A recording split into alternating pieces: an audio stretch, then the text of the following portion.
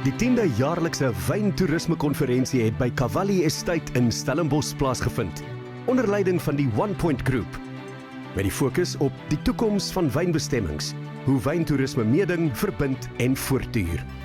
Ja, hierdie tyd van die jaar, Mei maand, is daar twee gebeurtenisse in Stellenbosch en omgewing wat van kardinale belang is vir die wynindustrie.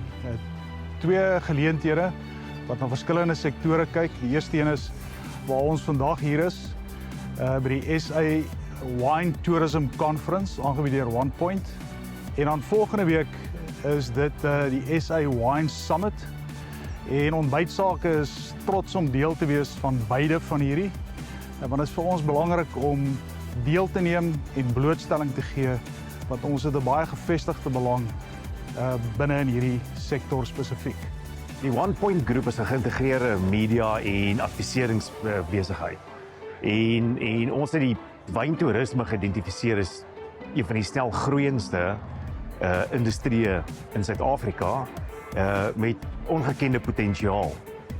En dit pas mooi in by wat ons kan bied vir ons kliënte in die wyntoerisme omgewing. It's incredibly difficult for wineries to make money out of just making wine. The wine is, as I said, very much part of it. It's a cornerstone to wine tourism. But it's actually the venue. It's the experience. It's the tasting room. It's the restaurant.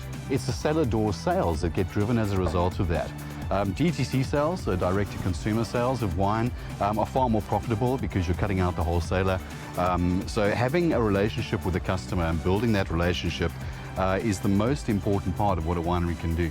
Hierdie jaar is American Express betrokke met die borgskap vir die SA Wine Tourism Conference en ons is baie excited om hier te wees. Dankie.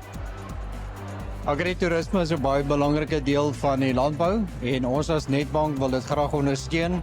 Ons sien baie goeie groei in die agritourisme bedryf en dan spesifiek in die wyntoerisme bedryf.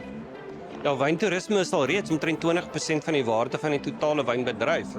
En vir ons as Netbank wat 'n wesenlike blootstelling aan die bedryf het, maak dit net sin om as ankerborg betrokke te wees.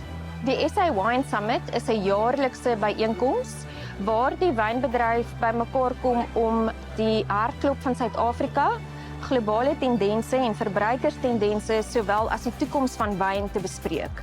Ons kry tipies van die voorste denkers in die bedryf bymekaar om hulle insae te deel oor die veranderende landskap waarin wyn funksioneer en mense kan as 'n reël dapper gesprekke oor die toekoms van wyn verwag. Hulle kan 'n onmiskenbare Suid-Afrikaanse energie en 'n propvol agenda verwag by 'n SA Wine Summit.